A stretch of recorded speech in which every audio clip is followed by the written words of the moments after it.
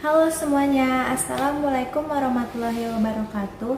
Perkenalkan, kami dari kelompok 9 ingin menjelaskan cara pengisian pajak perusahaan badan di dalam aplikasi ESPT. Nah, sebelum kita mulai untuk melihat kami menjelaskan pengisiannya, mari yuk kita kenalan dengan anggota kelompok 9. Yang pertama ada saya sendiri. Halo, perkenalkan nama saya Dia Safitri dengan NIM 632300972. Lalu selanjutnya ada anggota kelompok saya. Halo semuanya, perkenalkan nama saya Safa Kinara Sagita dengan NIM 632300969. Halo, perkenalkan nama saya Sipa Fauziah dengan NIM 632300971. Halo, perkenalkan nama saya Muhammad Jaki Subagia dengan NIM 632300997. Perkenalkan nama saya Dianul Hafid dengan NIM 632300991. Kelompok anggota saya sudah memperkenalkan diri.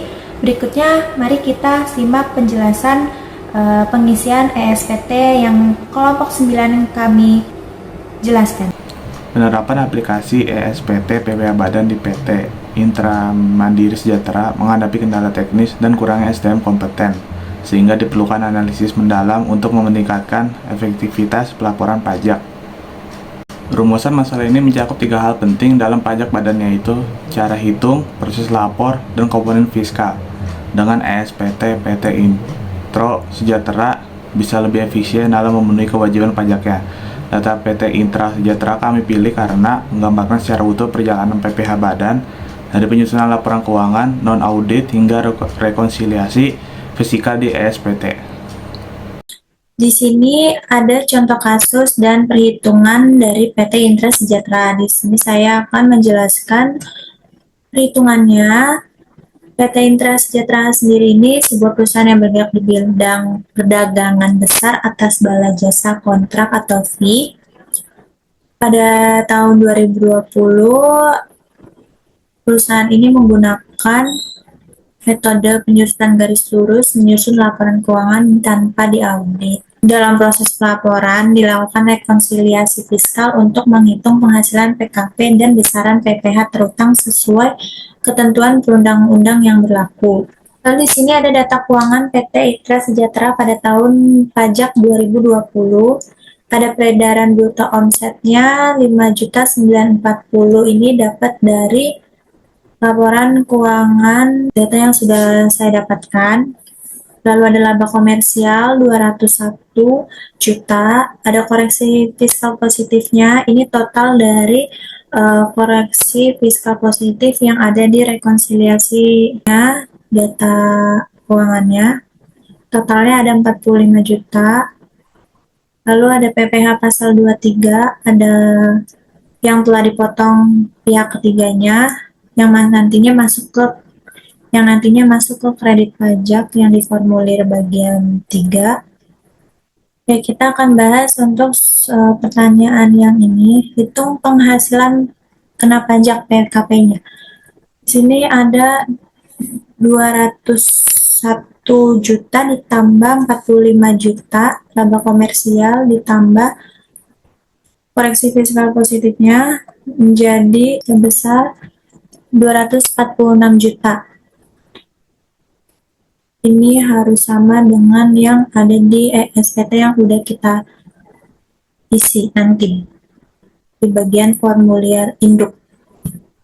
Lalu yang kedua itu ditanya, berdasarkan ketentuan pasal 31 UU PPh, tentukan berapa bagian dari PKP yang mendapatkan fasilitas pengurangan tarif dan berapa yang tidak. Yang kedua, perhitungan PPh badan terutang. Tarif pajak yang berlaku di tahun 2020 UU HPP, tarif umumnya itu pada tahun 2020 sebesar 22%. Berdasarkan pasal 31 UU PPh, wajib pajak badan dalam negeri dengan omset di bawah 50 miliar mendapatkan diskon tarif 50% dari tarif normal. Untuk penghasilan kena pajak atas omset sampai dengan 4,8 miliar. Hasil PKP kita yang sudah tadi kita hitung kurang dari 50 miliar, ini 200 juta, maka kita menghitung PKP yang mendapat fasilitas tarif 50%. Itu perhitungan seperti ini. 4,8 untuk masa kena pajak atas omset. Ini 4,8 ini dikali dengan PKP kita yang sudah kita hitung tadi, 200 juta, lalu dibagi sama omset kita yang tadi udah kita dapatkan datanya, peredaran brutonya, omsetnya, habis dibagi, lalu hasilnya ini PKP yang mendapat fasilitas dengan tarif 50%. Lalu PKP sisanya yang tidak mendapatkan fasilitas, jadi 246 ini yang hasil PKP ini dikurang sama hasil PKP yang mendapat fasilitas tarif 50%. Mendapat hasil Rp47.370.000. Jadi hitung yang PPh terutang, PPh atas PKP fasilitas 50% dikali 22% kali 199 juta. 50% karena dia omsetnya di bawah 4,8 dan di bawah 50 miliar. Jadi dia dikenakan diskon tarif 50% dikali 22% itu tarif umum pada tahun 2020, lalu dikali 199 juta dari kita yang sudah kita hitung tadi PKP-nya yang mendapat fasilitas tarif 50%, dengan hasil PPh atas PKP fasilitas 21 juta. Untuk yang PPh atas PKP non fasilitas, perhitungannya menjadi 22% tarif umum pada tahun 2020 dikali dengan 47 juta. 47 juta itu dari PKP sisanya yang tidak mendapatkan fasilitas yang sudah kita hitung tadi. Ini ya. Jadi total menjadi 10 juta untuk PPh atas PKP non fasilitas. Untuk menghitung total PPh terutang, total hasil PPh atas PKP fasilitas ditambah dengan PPh atas PKP non fasilitas menjadi Rp32.359.000. Jadi untuk mendapatkan PPh terutang, cara perhitungannya seperti ini. Selanjutnya kita akan menghitung secara rinci. Hitunglah PPh pasal 29, pajak yang masih harus dibayar setelah dikurangi dengan kredit pajak dari PPh pasal 23. Selanjutnya, yang keempat, kita akan menghitung PPh pasal 29 dengan menghitung PPh pasal 29 itu total PPh terutang. Total PPh terutang ini dikurang dengan kredit pajak. Nah, tadi kita sudah menyebutkan mendapatkan data kredit pajak kita yang di atas, data pajaknya itu ada kredit pajak PPh 23 dengan totalnya itu kita masukkan, kita kurangkan dengan PPh terutang menjadi 19 juta. Jadi PPh pasal 29 yang masih harus dibayar itu 19 juta. Jadi jawaban akhir ada PKP 246 juta, PPh terutang 32 juta, dan PPh pasal 29 yang harus dibayar 19 juta. Maka PT Intra Sejahtera ini berada dalam kondisi kurang bayar. Kenapa? Alasannya kenapa itu disebut kurang bayar? Karena total pajak terutang ini lebih besar daripada kredit pajak, atau lebih besar dari pajak yang telah dipotong oleh pihak lain atau PPh 23. Misal, jika total PPh terutangnya lebih sedikit daripada kredit pajak, maka dikatakan lebih bayar. Jadi, sehingga perusahaan masih memiliki kewajiban untuk menyetor PPh pasal 29 sebesar Rp19.793.000. Nah, di sini juga ada catatan tarif pajak referensi UU dan penjelasannya. Yang pertama ada tarif umum PPh Badan yang sudah saya jelaskan tadi. Tarif umum PPh Badan untuk 2020 sebesar 22%. Berlaku untuk semua WP Badan mulai dari 2020 sampai 2022 sesuai UU HPP. Tarif berikutnya ada tarif fasilitas pasal 31E. Besar tarifnya itu 50% dari tarif umum, yaitu 11%. diberikan kepada WP dengan omset kurang dari 50M dan berlaku untuk bagian PKP dari omset kurang dari 4,8M. Nah, yang terakhir ada PPh pasal 23. Besar tarifnya ada 2%, umum, dipotong pihak ketiga atas jasa dan diakui sebagai kredit pajak. Jadi, segitu untuk perhitungan dan contoh kasus, dan ini perhitungannya sesuai dengan hasil dari ESPT yang akan kita isi nanti. Dan selanjutnya akan menjelaskan pengisian pajak badan dalam aplikasi ESPT mulai dari penyusutan keuangan dulu. Ya, pertama saya akan menjelaskan pengisian ESPT pada aplikasi ESPT Badan. Jika kalian sudah mendownload ESPT-nya, dia akan ada di folder C, Windows C, program files di DJP. Tinggal kita buka aja datanya. Di sini aplikasinya.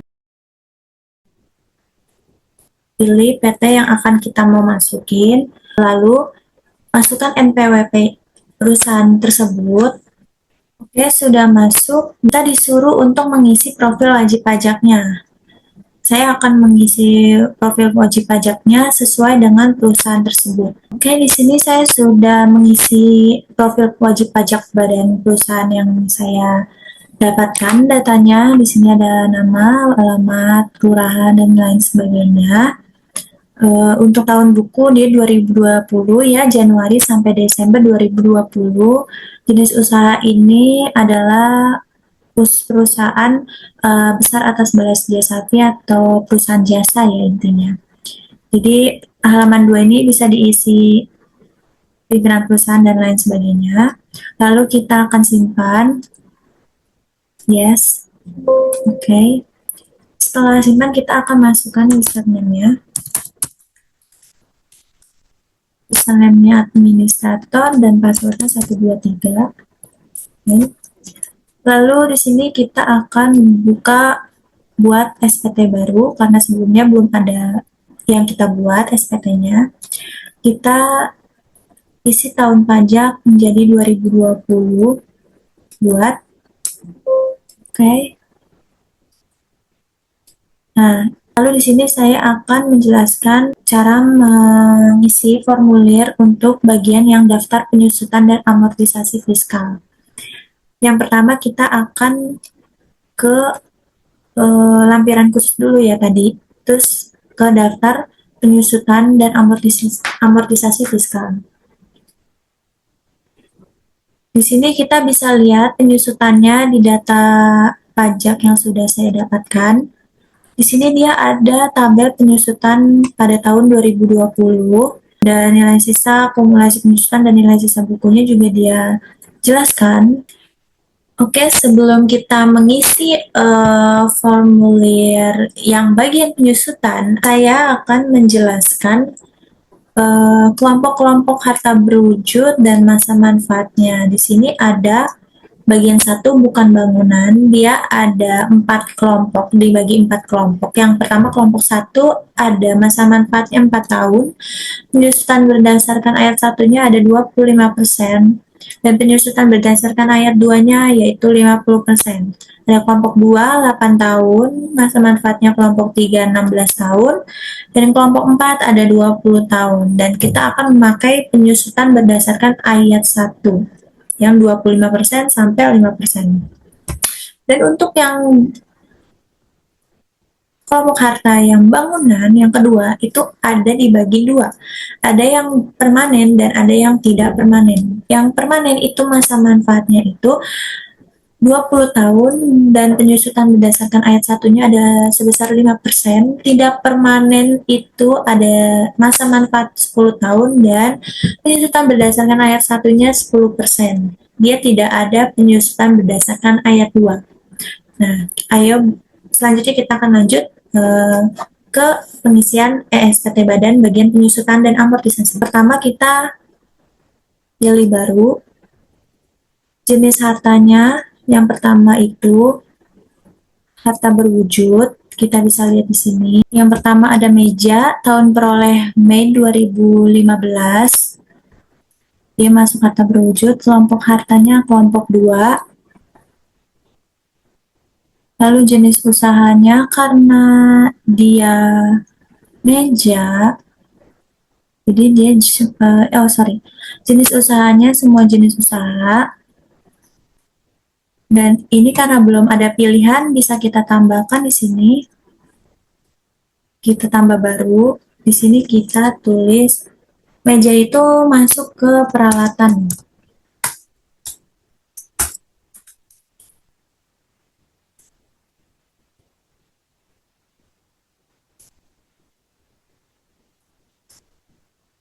Di sini kita bisa pilih yang udah kita tambahkan baru tadi. Lalu untuk bulannya dan tahunnya tadi ada Mei pada tahun perolehan 2015. Mei 2015. Mei 2015. Oke. Di sini dia menggunakan metode penyusutannya garis lurus. Komersial dan fiskalnya sama menggunakan garis lurus. Lalu lalu harga perolehannya dia ada 4. Ini kita copy lalu kita taruh. Harga perolehannya dia ada 4.675. 4.675. Lalu ada nilai bukunya, otomatis nilai buku dan penyusutan fiskalnya udah terhitung 1.900.000 sekian. Nilai bukunya apakah sama? 1.947 benar. Lalu akumulasi penyusutannya 5. Oke, benar. Berarti sama. Catatan tentang hartanya berarti tadi ada namanya meja. Simpan. Kalau misalnya kita mau masukin data baru lagi, pencet yes. Kalau misalnya kita tidak mau masukin data baru, pencet no. Tapi kita lihat dulu di sini udah masuk atau enggak. Berarti sudah masuk meja. Total jumlah penyusutan fiskalnya di sini. Nanti selisih antara jumlah komersial dan penyusutan ada totalnya di bawah ini. Berarti udah masuk, kita lanjutkan buat baru lagi seperti tadi. Lanjut, ini sudah sesuai, maka kita bisa simpan lagi. Kita data baru lagi. Oke, kita lihat apakah dia 0. Oke, dia per bulannya tidak ada penyusutan ya. Ini komputer sudah, dia tidak ada penyusutan. Dia tahun perolehan 2015 dengan kelompok 1, sedangkan di sini kelompok 1 dia hanya masa manfaatnya 4 tahun. Dari 2015 ke 2020 itu sudah 6 tahun. Nah, seharusnya masa umurnya cuma 4 tahun, makanya dia minus, tidak ada penyusutan lagi. Seperti itu. Masa manfaatnya sudah habis. Lalu lanjut, ini simpan, ini bagian komputer, catatannya bisa kita simpan. Yes.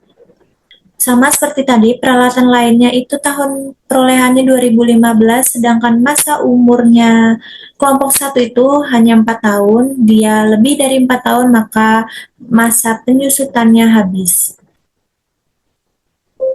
Yes. Dan yang terakhir ada bel kantor. Tahun perolehannya November 2020. Harga perolehannya cuma 56.000. Penyusutan fiskal tahun ininya 2.300, sama dengan yang di daftar.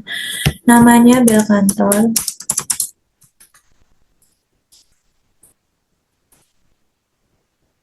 simpan. No, karena sudah selesai. Total ini jumlah penyusutan fiskalnya harus sama dengan total jumlah penyusutan fiskal dari data yang kita dapat. 3.201.856 sama totalnya. Jumlah penyusutan komersial yang di sini akan otomatis sama dengan yang di formulir bagian 2, bagian penyusutan komersial. Nominalnya harus sama dengan yang ini. Setelah mengisi penyusutan, kita akan mengisi transkrip elemen laporan keuangan. Kita akan mengisi yang selanjutnya, yaitu transkrip kutipan elemen laporan. Jadi di sini kita akan memasukkan data laporan keuangan perusahaan tersebut yang kita dapatkan ke dalam transkrip kutipan elemen-elemen ini. Seperti itu. Kenapa kita harus mengisi formulir dari belakang dulu atau dari yang paling belakang ya, strip penyusutan elemen-elemen transkrip kutipan ini 8A6, karena nanti untuk mengisi formulir induk dan formulir 1 urutannya emang harus dari belakang karena otomatis masuk ke formulir induk seperti itu. Yang pertama kita akan mengisi kas dan setara kas. Kita bisa lihat di bagian balance sheet. Balance sheet-nya ini ada kas dan lain sebagainya. Totalnya ada 85 juta untuk kas dan setara kas. Kita bisa taruh. Investasi sementara perusahaan ini tidak ada. Lalu selanjutnya ada yang ketiga, ada piutang usaha pihak ketiga, ada ya di sini. Ini ada piutang reimburse fee dan PPN, ini termasuk piutang usaha pihak ketiga. Kita jumlahkan. Ada 812 juta kita masukkan ke piutang usaha pihak ketiga. Selanjutnya yang 4 ada piutang usaha pihak yang mempunyai hubungan istimewa tidak ada. Sampai persediaan itu tidak ada. Kita lanjut ke yang nomor 9, beban dibayar di muka. Kita jumlahkan ini untuk biaya dibayar di muka lainnya. Totalnya ada 23 juta kita masukkan ke kutipan elemen laporan keuangan tersebut. Selanjutnya kita lanjut langsung ke aktiva tetap lainnya. Bisa dilihat lagi aktiva tetap lainnya ada 30 juta untuk peralatan. Lalu penyusutannya di sini ada minus 21 juta. Jumlah aktiva totalnya ada 944 juta sama dengan total jumlah yang aktiva di data perusahaan tersebut. Oke, selanjutnya kita akan mengisi total kewajiban atau ekuitas. Ini kita simpan dulu. Yes. Neraca kewajiban. Utang usaha pihak ketiga kita bisa lihat di bagian balance sheet-nya. Utang usaha pihak ketiga kita bisa lihat di sini ada 243 juta kita masukkan.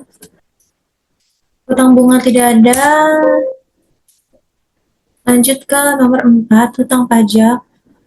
Di sini di laporan balance sheet-nya di sini ada utang pajak 86.348.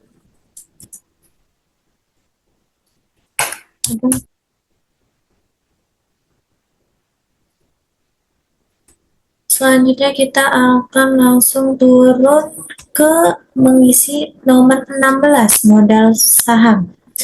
Modal saham di sini dia ada modal saham 614 juta bisa kita masukkan. Oke, ini sudah selesai pengisian neraca kewajibannya. Totalnya sama dengan neraca aktiva yaitu 944 juta. Harus sama, berarti sudah balance laporan keuangan kita neracanya. Oke, selanjutnya ada pengisian laba rugi. Yang pertama ada penjualan bersih, bisa dilihat di data perusahaan yang kita punya bagian income statement. Di sini ada total pendapatan dalam setahun yaitu sebesar 5.900.000.000 rupiah. Dia otomatis ya kalau di ESPT ini ke bawah ada beban umum dan administrasinya, ada total beban. Di sini total bebannya selama setahun itu ada 5.700.000.000. Nah, kita mendapatkan total laba usaha 201 juta dari pengurangan nomor 6, 7, dan 8. Total laba bersih kita sebesar 201.510.000 rupiah, harus sama totalnya dengan yang di income statement. Laba ruginya totalnya sebesar 201 juta, sama. Hubungan istimewa dikosongkan karena tidak ada datanya ya, tidak ada hubungan istimewa juga di sini. Jadi bisa kita lanjutkan nanti pengisian formulir berikutnya. Formulir 6 ini kosong karena tidak ada penyertaan modal baru atau transaksi dengan pemegang saham atau afiliasi selama periode pelaporan. Formulir ini hanya diisi jika terjadi perubahan modal, investasi, atau transaksi khusus terkait kepemilikan perusahaan. Jika tidak ada aktivitas tersebut, secara otomatis kolom-kolomnya akan tetap kosong, tetapi tetap dilampirkan sebagai bagian dari kelengkapan laporan.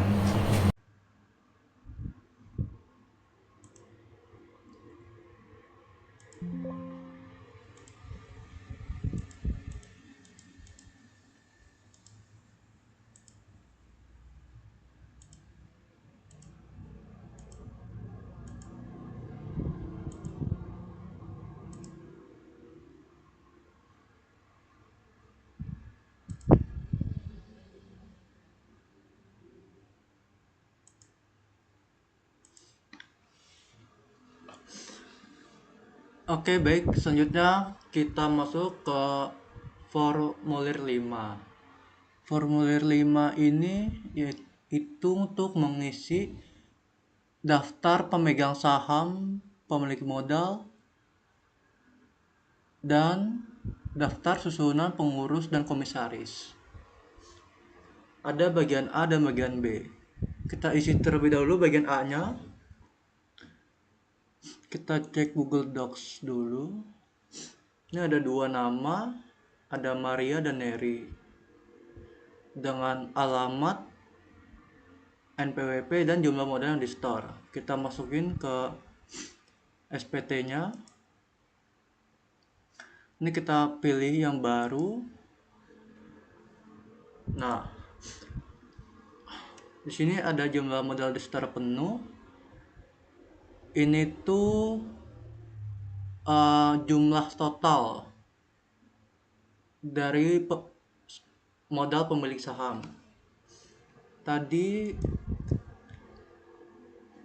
Maria yaitu sebesar 50 juta, Neri 150 juta. Jadi totalnya itu yaitu sebesar 200 juta. Kita isi terlebih dahulu.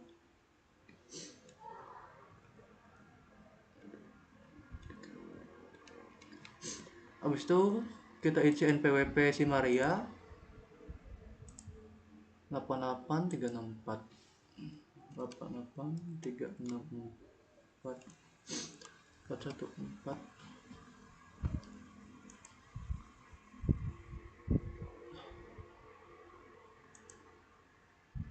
8513000.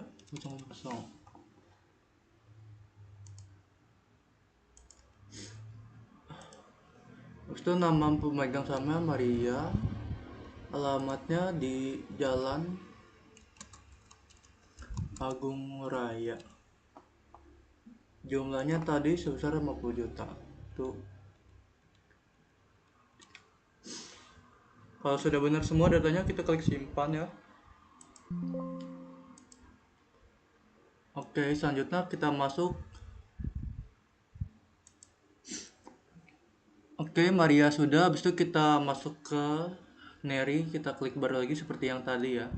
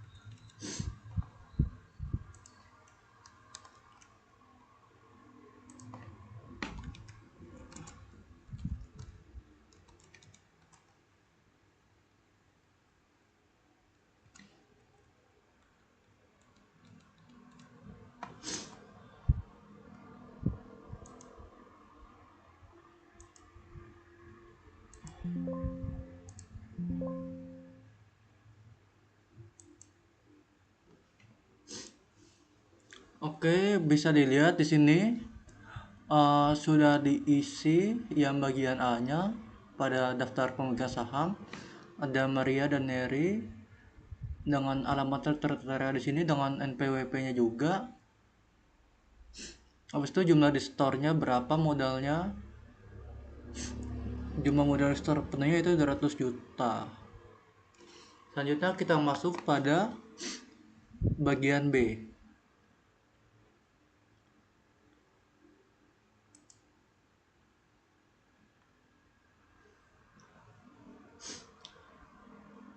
Pada daftar susunan pengurusan komisaris, Maria itu sebagai komisarisnya dan Neri itu sebagai direkturnya.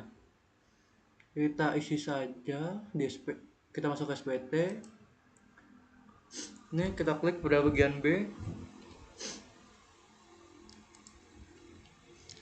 pilih baru dan masukkan PWP-nya. Tadi kita ikutin yang di bagian A ini aja biar lebih mudah, kan sama namanya.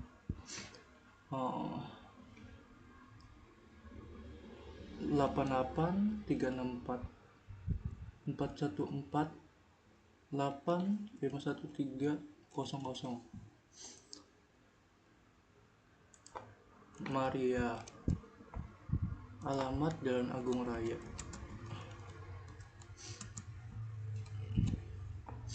Jabatan tadi komisaris, jabatannya komisaris, benar.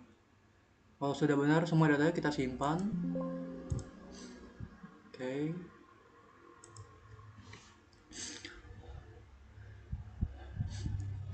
Ini kita sudah isi yang Maria, habis itu kita isi yang Neri di bagian B.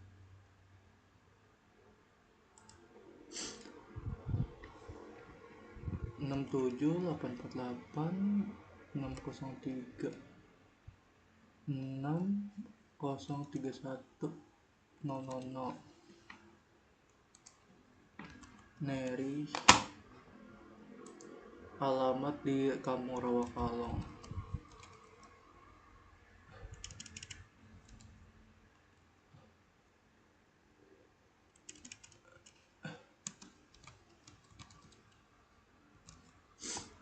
Jabatannya direktur. Kalau sudah benar kita simpan. Oke. Terus tutup. Oke. Bagian B-nya sudah kita isi ya. Kita sudah isi semuanya di bagian A dan bagian B. Jadi seperti ini. Selanjutnya kita isi, kita pilih tutup saja. Selanjutnya kita ke lampiran,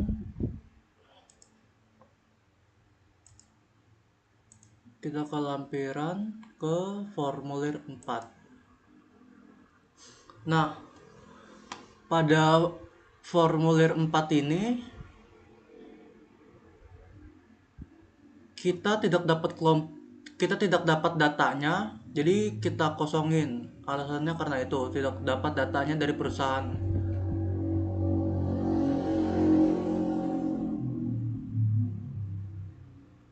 Kita tutup. Udah itu aja. Oke. Ini kita akan mengisi formulir 1771 lampiran 2. Caranya yaitu klik SPT PPH pada aplikasi SPT, kemudian klik lampiran, kemudian klik formulir 1771 lampiran 2, yaitu perincian harga pokok penjualan, biaya usaha lainnya, dan biaya dari luar usaha. Klik 2 kali.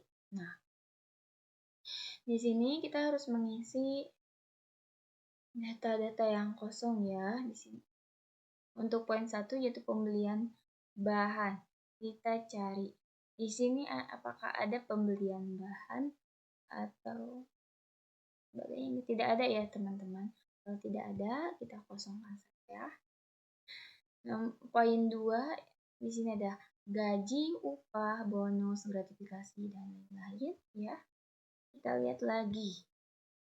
Oke, ternyata di sini ada beban gaji. Beban gaji sebesar 5.305.979.619 rupiah. Di sini ada mengalami koreksi positif sebesar 36 juta. Jadi nilai akhirnya yaitu sebesar 5.269.979.609 ya. Koreksi positif ini nantinya akan menambah laba ya teman-teman.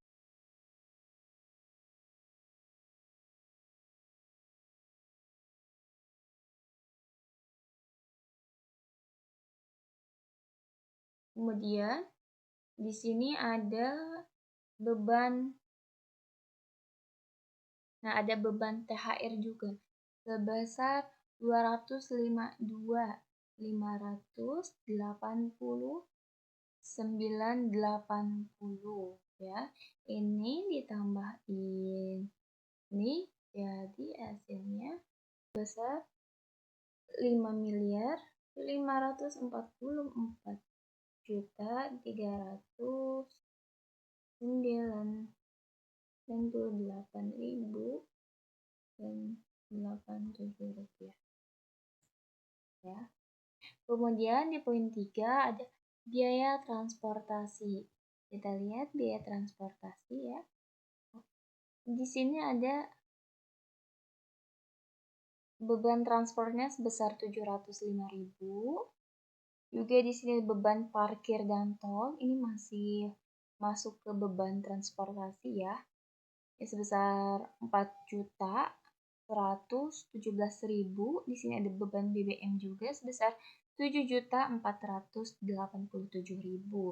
Jadi jika ditotalkan yaitu sebesar 12.309.000 rupiah. Kemudian di sini ada biaya penyusutan dan amortisasi. Kita lihat biaya penyusutan. Nah, di sini ada sebesar 3.201.856. 3.201.000.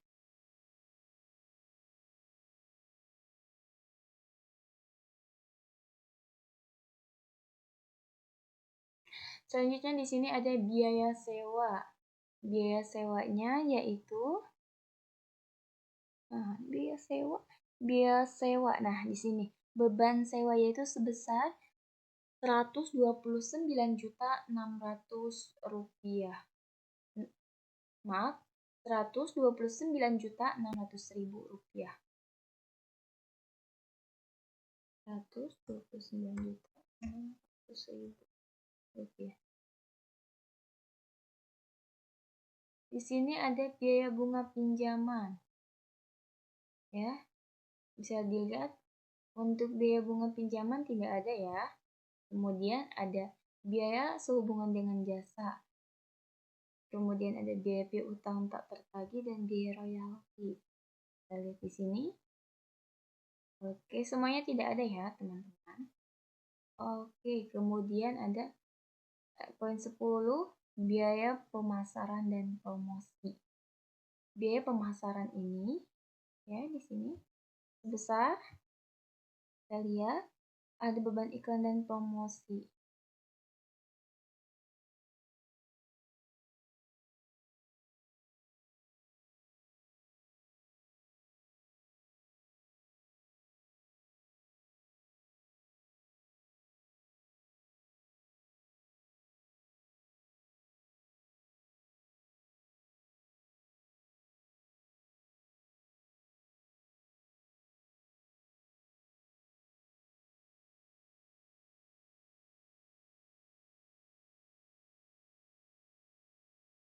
Untuk beban iklan dan promosinya yaitu sebesar 1.935.000 rupiah.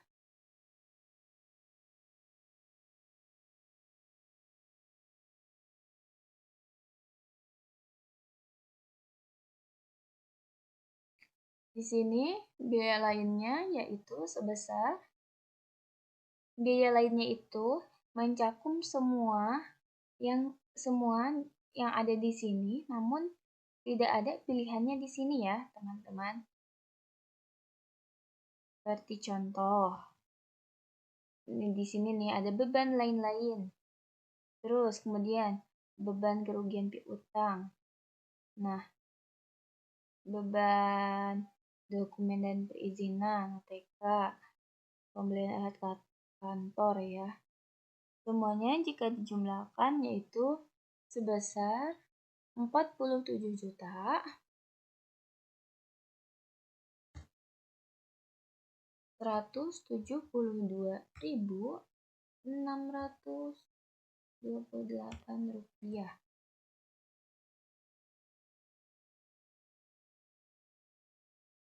Teman-teman, sudah selesai ya. Untuk persediaan awalnya tidak ada, persediaan akhir juga tidak ada. Berarti untuk jumlah seluruhnya yaitu sebesar 5.738.617.471 rupiah. Karena tidak ada pengurangan lagi, maka hasil akhirnya yaitu sebesar 5.738.617.471 rupiah. Baik, kita bandingkan. Sama ya teman-teman. Oke. Baik teman-teman, untuk pengisian formulir 1771 halaman 1 dan halaman induk, maka akan dilanjutkan oleh teman saya berikutnya. Terima kasih. Ya, selanjutnya kita akan melakukan penginputan untuk formulir 1 dan SPT induk dalam aplikasi ESPT PPH Badan.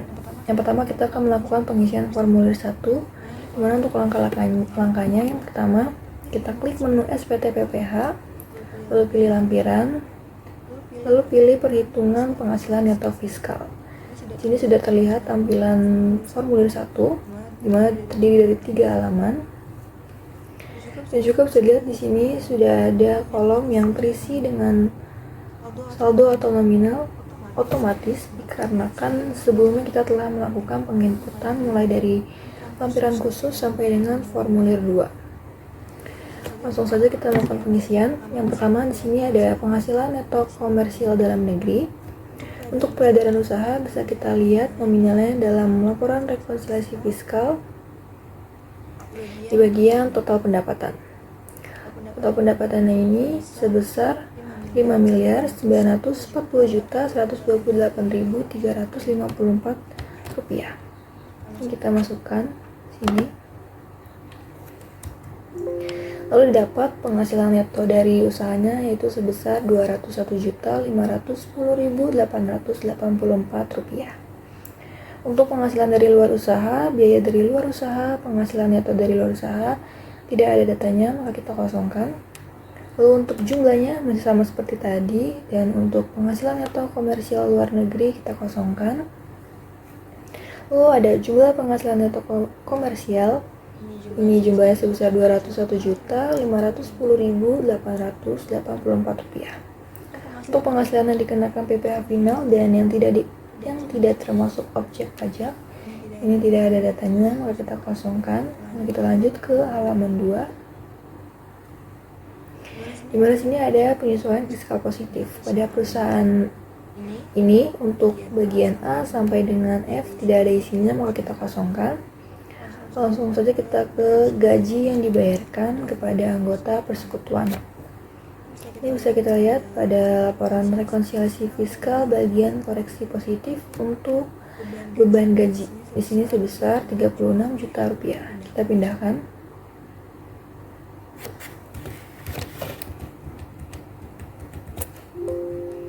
Lalu untuk bagian H sampai dengan K tidak ada datanya, maka kita kosongkan.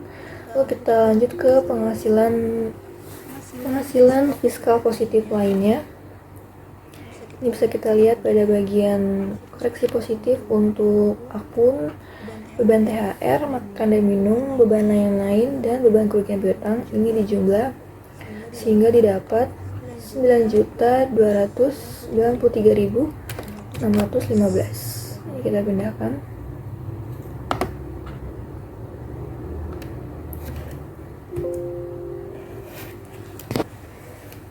Sehingga didapat jumlahnya yaitu Rp45.293.615. Kita ke halaman 3. Di halaman 3 ini untuk bagian penyesuaian fiskal negatifnya tidak ada, maka kita kosongkan. Lalu untuk fasilitas penanaman modal berupa pengurangan juga tidak ada, maka kita kosongkan.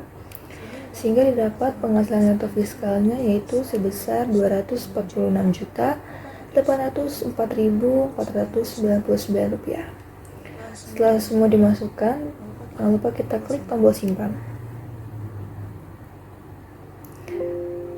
Dengan ini data sudah tersimpan. Lalu kita lanjut untuk pengisian SPT induk, di mana kita klik menu SPT PPH, lalu pilih SPT PPH wajib pajak badan.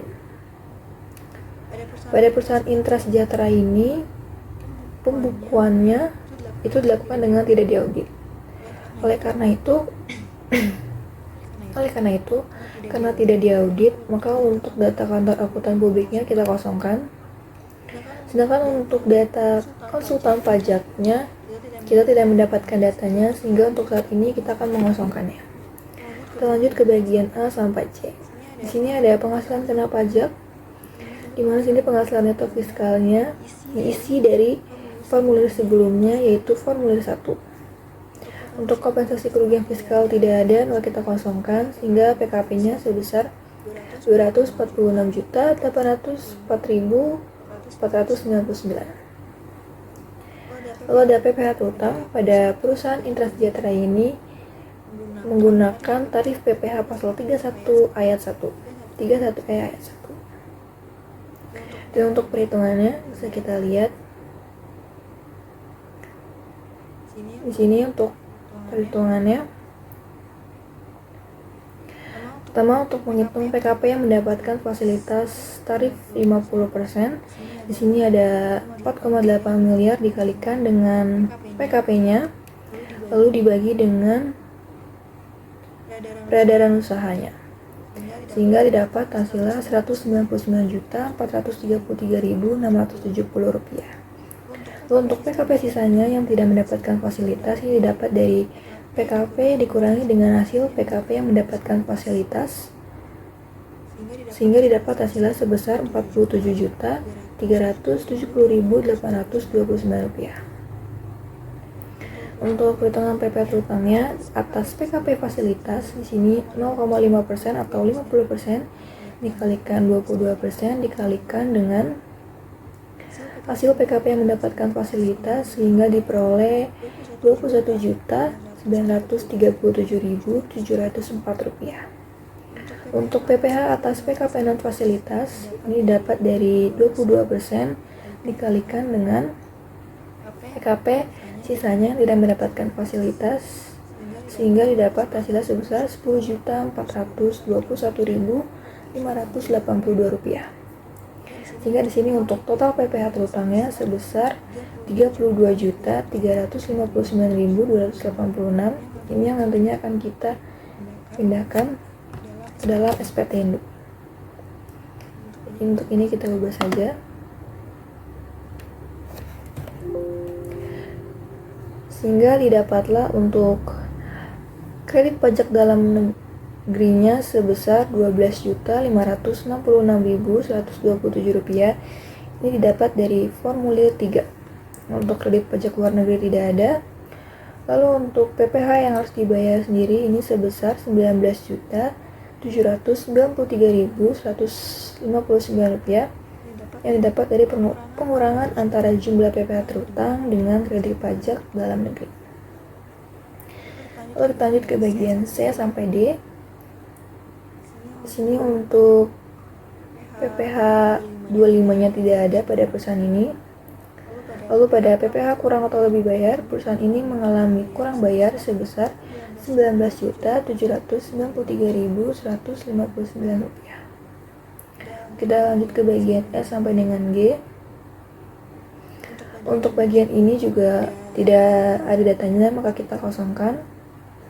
Lalu kita Dan untuk penyataan transaksi dalam hubungan istimewa, ini di checklist bagian yang tidak ada transaksi dalam hubungan istimewa. Ini kan. Lalu ke bagian H. Pada perusahaan ini hanya menggunakan lampiran laporan keuangan, transkrip kutipan, daftar penyusutan, dan untuk bagian E tidak, hanya 3 saja. Lalu untuk mendapatkannya wajib pajak, dan untuk tanggal lapornya kita ubah menjadi 19 April 2020. Setelah semua data dimasukkan, jangan lupa untuk mengklik tombol simpan. Selanjutnya, sebelum melakukan pelaporan, kita harus membuat surat setoran pajak. Caranya, kita klik menu SPT PPH, lalu pilih daftar surat setoran pajak. Jadi kita klik baru. Untuk kode setoran pajaknya yaitu 200.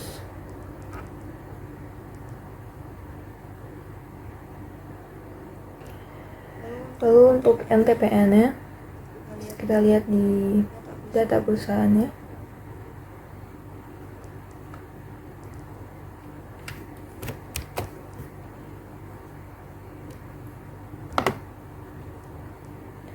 Lalu untuk jumlah pembayarannya yaitu sebesar 19.793.159 rupiah.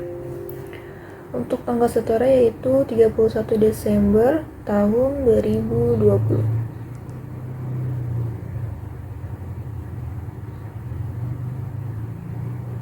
Lalu kita klik simpan. Nah, setelah ini daftar setoran pajaknya sudah kita isi. Selanjutnya adalah membuat file CSV atau untuk melakukan pelaporan, yaitu pilih SPT Tools, lalu pilih lapor data SPT ke KPP. Ini kita checklist untuk tahun pajaknya yaitu 2020, lalu tampilkan data. Untuk penyimpanannya bebas sesuai dengan keinginan kalian. Di sini kita akan menyimpan di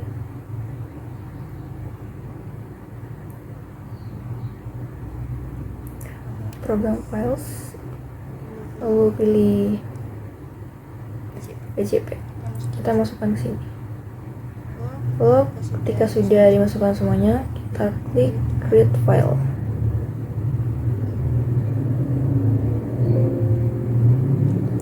Nah, setelah ini data pun telah disimpan dalam bentuk CSV.